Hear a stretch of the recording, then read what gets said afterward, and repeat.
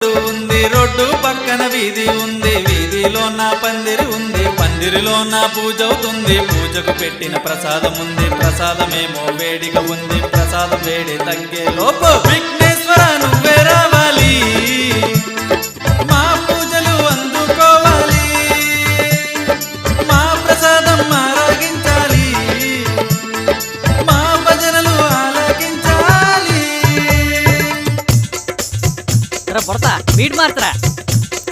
గణపతి ఎక్కడున్నాడు, గణపతి ఎక్కడున్నాడు, మా పందిర్లో కూర్చొని ఉన్నాడు.